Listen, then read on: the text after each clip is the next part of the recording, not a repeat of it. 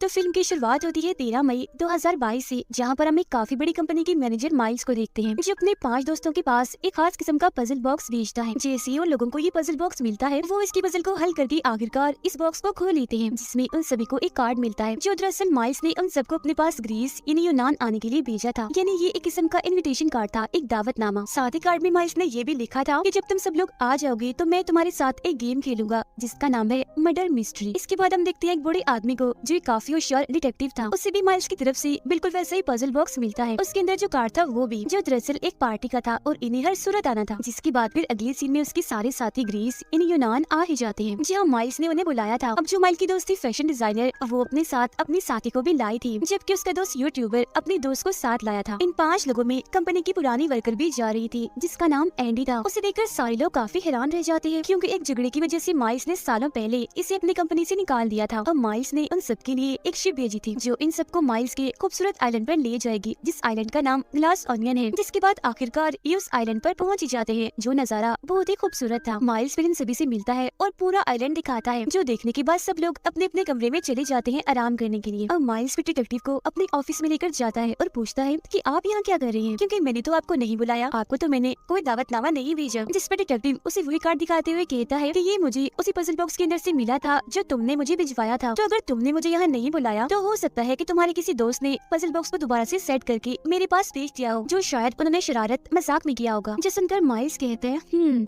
वैसे एक तरह से अच्छा ही हुआ। कितनी अच्छी बात होगी ना कि तुम जैसा बड़ा और होशियार डिटेक्टिव मेरे मर्डर मिस्ट्री गेम का हिस्सा होगा। अब वो सारे लोग टाइम पास करने के लिए पूल में चले जाते हैं, ताकि अच्छा वक्त गुजार सके। जी हाँ, बातों ही बातों में माइल्स का यूट्यूबर दोस्त कहता है कि पिछले हफ्ते जब मैं कहीं जा रहा था, तो माइल्स भी उस वक्त गाड़ी से कहीं जा रहा था, मगर गाड़ी वो बहुत तेज चला रहा था, इतनी तेज कि उसे नजर भी नहीं आया कि मैं सामने हूँ। वो लगभग मुझे मार ही चुका था। इसके बाद जब ये सारे लोग एक जगह पर आराम कर रहे थे, तो डिटेक्टिव माइल्स से पूछता है कि तुम और तुम्हारे सारे दोस्त आखिर इतने कामयाब कैसे बन गए। जिस पर माइल्स जवाब देता है कि इसके पीछे एक समझदारी है, और वो ये कि कोई भी चीज हो उसे छोटे से शुरू करना चाहिए, जो वक्त के साथ साथ आगे जाकर बड़ी बन जाएगी। और बिल्कुल इसी तरह इस बात पर अमल करके हम आज कामयाब हैं। मगर तभी इधर एंडी आती है, इन्हीं कंपनी की पुरानी वर्कर, जिसे माइल्स ने कंपनी से निकाल दिया था। वो डिटेक्टिव से कहती है कि नहीं, माइल्स ने आपको गलत बताया, बल्कि आज ये लोग जो भी हैं, जितने भी कामयाब हैं, माइल्स की वजह से है, क्योंकि उसने इन सब की मदद की थी गलत कामों में। इतना कहने के बाद एंडी वहाँ से चली जाती है। अब जो माइल्स की दोस्त होती है फैशन डिजाइनर, उसकी साथी माइल्स से मिलने आती है। कहती है कि आपने मेरी साथी फैशन डिजाइनर को ये कहा है कि वो झूठी गवाही दे, मगर मैं नहीं चाहती कि वो ऐसा कोई गलत काम करे, कोई झूठी गवाही दे, क्योंकि सब चैनल्स वाले, मीडिया वाले उसके पहले ही बहुत खिलाफ हैं। लेकिन माइल्स कहता है कि जो भी है ये मेरी टेंशन नहीं है, उसे मैंने कह दिया सो कह दिया, गवाही तो अब उसे देनी ही होगी। अब इन दोनों की ये सारी बातें दूर खड़ा डिटेक्टिव भी सुन रहा था। अब हम यूट्यूबर को देखते हैं, जो इस आइलैंड को देखने के लिए वहाँ घूम रहा था, मगर तभी वो अपनी दोस्त, जिससे वो शादी करने वाला था, उसे माइल्स के साथ देखता है, जिसका मतलब था कि उन दोनों के बीच कुछ है और वो लड़की इसे धोखा दे रही है। मगर वो बेचारा बस दुखी हो गया था और कुछ नहीं कहता। अब यहाँ पर भी डिटेक्टिव दूर से खड़ा होकर ये सब देख रहा था। अब रात को माइल्स ने सबके लिए पार्टी रखी थी, जहाँ वो सबको मोनालिसा की असली पेंटिंग दिखाते हुए कहता है कि ये मैंने एक म्यूजियम से मंगवाई है। अब आगे माइल्स डिटेक्टिव को एक केमिकल का छोटा सा टुकड़ा देता है, जो क्रिस्टल जैसा दिख रहा था, मगर उसमें बहुत सारी ताकतें थी, जैसे उसमें फ्यूल भी था और एनर्जी भी, यानी इससे आग भी लग सकती थी और बिजली भी बन सकती थी, मगर इसके इस्तेमाल से खतरा भी था। और उसे देते हुए माइल्स कहता है कि मेरे पास इस तरह के और भी बहुत सारे केमिकल क्रिस्टल्स हैं, इसीलिए मैं अगले हफ्ते दुनिया भर से बड़े बड़े लीडर्स को बुलवाने वाला हूँ। उन सबको मैं इस केमिकल के बारे में बताऊंगा, और ये भी कि मेरी कंपनी ने इसे खारे पानी की मदद से ढूंढा है। ये केमिकल फिर जब दुनिया भर में मशहूर हो जाएगा, इसकी मांग बढ़ जाएगी, तो मेरी कंपनी को भी फायदा होगा, क्योंकि इसका बड़ा फायदा ये है कि बिजली देने के साथ साथ बिजली की चीजें भी इससे चल सकती हैं। मगर तभी यहाँ माइल्स का एक दोस्त, जो उसकी कंपनी का ही साइंटिस्ट था, वो माइल्स को रोकते हुए कहता है कि देखो, अब इसकी जांच पड़ताल पूरी नहीं हुई है, हमारे साइंटिस्ट को इसे टेस्ट करने, इसकी जांच करने के लिए और भी टाइम चाहिए, और अगर ऐसे इसका इस्तेमाल किया तो ये खतरनाक साबित हो सकता है।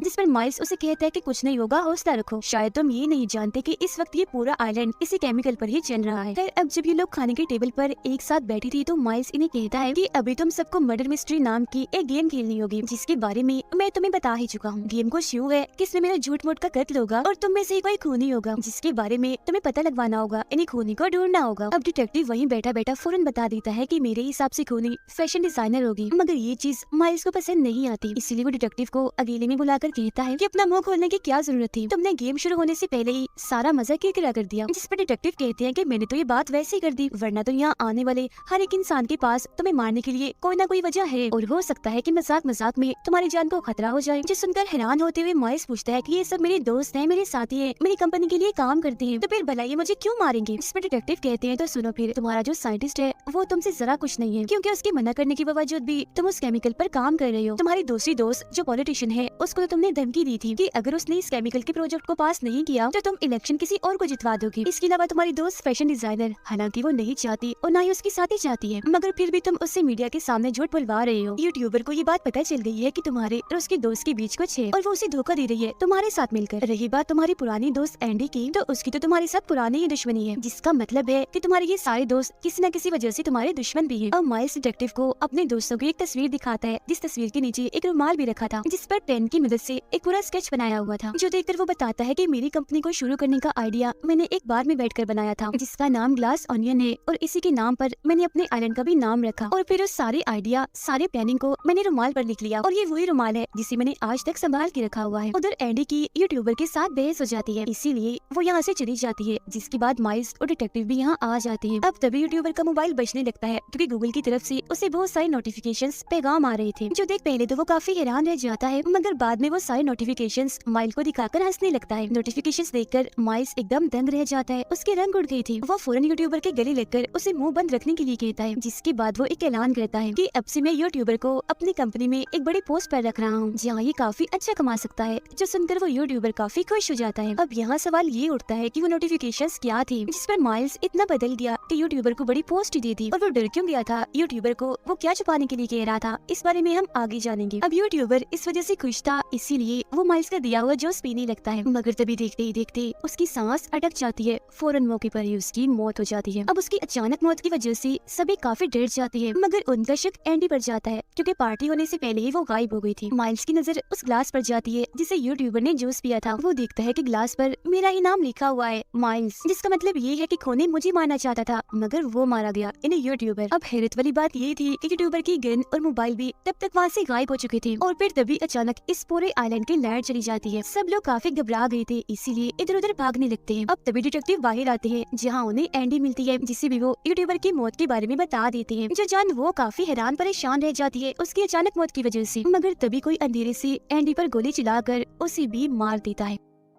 अब इसी के साथ सीन पास्ट में माजी में चला जाता है, जहां हम गुजरा हुआ वक्त देखते हैं, जहां पर एंडी की जुड़वा बहन डिटेक्टिव के घर आई थी उनसे मिलने, उनसे बात करने के लिए। अब यहाँ हमें एक बड़ी हैरान कर देने वाली बात पता चलती है कि एंडी की मौत तो एक हफ्ते पहले ही हो गई है। कहा जा रहा है कि उसने सुसाइड किया है, मतलब खुद ही अपनी जान ली है। एंडी की जुड़वा बहन डिटेक्टिव को कहती है कि मैंने अपनी बहन एंडी की डायरी पढ़ी है, जिससे मुझे पता चला है कि उसकी जिंदगी में कोई टेंशन परेशानी नहीं है, वो बहुत खुश थी, तो फिर भला वो अपनी जान क्यों लेगी, जबकि सब कुछ तो ठीक था। इसीलिए मुझे उसके साथियों, उसके दोस्तों पर शक है कि उन्हीं में से किसी ने एंडी को मारा है और बाद में उसके कत्ल को सुसाइड बना दिया। इसलिए आप ही पजल बॉक्स रखिए और कातिल को ढूंढिए, क्योंकि उसके सारे दोस्त वहीं जा रहे हैं माइल्स के पास। इसके बाद वो बताती है कि उस कंपनी को शुरू करने का आइडिया ख्याल सबसे पहले मेरी बहन एंडी को आया था, न कि माइल्स को। उसने फिर अपना सारा आइडिया प्लान एक रुमाल पर लिख लिया, लेकिन फिर 2 साल के बाद उस केमिकल को लेकर एंडी और माइल्स के बीच झगड़ा होने लगा, क्योंकि वो नहीं चाहती थी कि इस केमिकल को इस्तेमाल किया जाए। इसीलिए माइल्स ने फिर कोर्ट में अपने दोस्तों की मदद से झूठी गवाही दी, मगर खुद को साबित करने के लिए सबूत के तौर पर एंडी के पास सिर्फ वो रुमाल ही था, जो इस केस के दौरान ही बदकिस्मती से कहीं गायब हो गया। जिसके बाद फिर माइल्स ने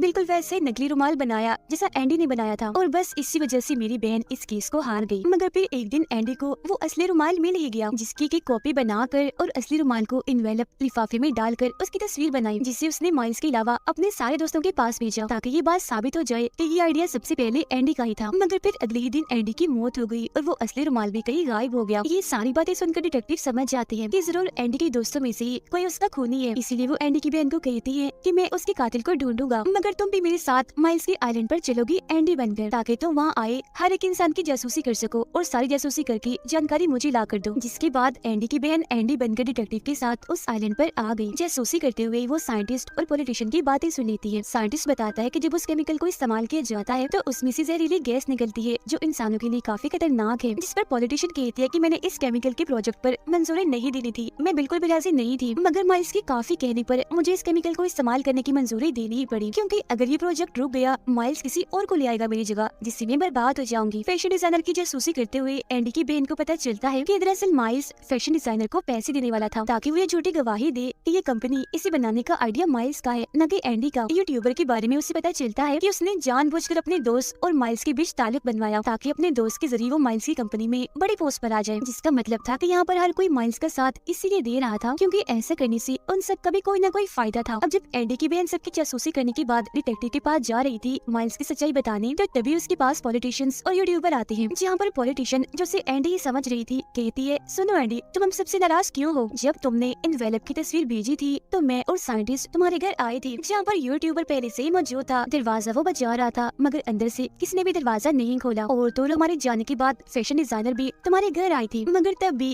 किसी ने दरवाजा नहीं खोला। जिसके बाद एंडी की बहन ये सारी बातें जाकर डिटेक्टिव को बता देती है कि जब एंडी ने खुद को साबित करने के लिए उन्हें मेल की थी तो उसके दोस्त आए थे उससे मिलने, मगर दरवाजा नहीं खोला गया। अब ये जानकर डिटेक्टिव का शक उसके सारे दोस्तों पर से हट जाता है, मगर जब पार्टी में बहस होने के बाद एंडी की बहन पार्टी छोड़ के गई थी तो उसने जाकर सबके कमरों की तलाशी ली थी, लेकिन फिर भी उसे वो एनवेलप कहीं नहीं मिला जिसमें असली रुमाल था। खैर ये सारी कहानी तो थी पास्ट माजी की। अब मौजूदा वक्त में हम देखते हैं कि किसी ने एंडी की बहन पर गोली चलाकर उसे भी मार दिया, मगर किस्मत से वो बच गई क्योंकि वो हमेशा अपने पास एंडी की डायरी रखती थी जो गोली जाकर उसमें घुस गई। लेकिन मरने का नाटक वो इसलिए कर रही थी क्योंकि डिटेक्टिव ने उसे ऐसा करने के लिए कहा था ताकि सब लोगों को लगे कि वो मर गई है। अब तब इस बात का फायदा उठाकर एंडी की बहन माइल्स के कमरे में जाती है, जहाँ तलाशी लेने पर तस्वीर के पीछे वो एनवेलप उसे मिल भी जाता है जिसमें असली रुमाल था, जिससे यहाँ ये बात साबित हो गई कि एंडी को और किसी ने नहीं बल्कि माइल्स ने ही मारा है। अब यहाँ पर डिटेक्टिव माइल्स से कहते हैं कि मुझे पता चल गया है तुमने यूट्यूबर के जूस में पाइनएप्पल जूस मिलाया था क्योंकि तुम जानते थे कि उसे पाइनएप्पल की एलर्जी है, जिसके पीते ही उसकी मौत हो गई। अब इतनी ही देर में एंडी की बहन भी यहाँ आ जाती है जिसके पास वो असली रुमाल भी था, जो देखकर डिटेक्टिव कहते हैं कि जब एंडी ने तुम सबको मेल की थी कि कंपनी बनाने का आइडिया मेरा है और उस आइडिया की कॉपी भी भेजी थी, तो तभी वो मेल साइंटिस्ट ने माइल्स को भी भेज दी थी, जो पढ़कर माइल्स को इतना गुस्सा आया कि वो सीधा एंडी के घर चला गया। वहाँ जाकर माइल्स ने उसका कत्ल किया और फिर रुमाल चुराकर वो फौरन वहाँ से निकल गया। गाड़ी वो काफी तेजी से चला रहा था जिसे यूट्यूबर भी टकराने वाला था, और ये बात यूट्यूबर ने बताई भी थी जब हम सब पूल के पास थे। और जब यूट्यूबर को गूगल की नोटिफिकेशंस आ रही थी तो उसमें उसे पता चल गया था कि एंडी की मौत हो गई है। उसका शक फिर माइल्स पर ही गया था क्योंकि यूट्यूबर ने माइल्स को एंडी के घर से निकलते हुए देखा था, जिसके बाद यूट्यूबर ने माइल्स को ब्लैकमेल करना शुरू कर दिया कि मैं सबको बता दूंगा कि एंडी को तुमने ही मारा है, वरना तुम मुझे अपनी कंपनी में बड़ी पोस्ट पर रखो। अब एंडी की बहन माइल्स को वो असली रुमाल दिखाती है जिसके नीचे ग्लास ओनियन बार का लोगो था, मतलब कि ये वहीं का रुमाल था, और फिर कहती है कि मुझे देखकर हैरत नहीं हुई कि मैं एंडी जैसी हूबहू कैसी हूँ, मैं उसकी जुड़वा बहन हूँ, और ये बार जिसकी तुम बात कर रही हो ये तो 9 साल पहले ही बंद हो गया है, मगर तुम्हारा रुमाल तो अभी कुछ अरसा पहले ही बना है और उस पर ग्लास ओनियन नाम का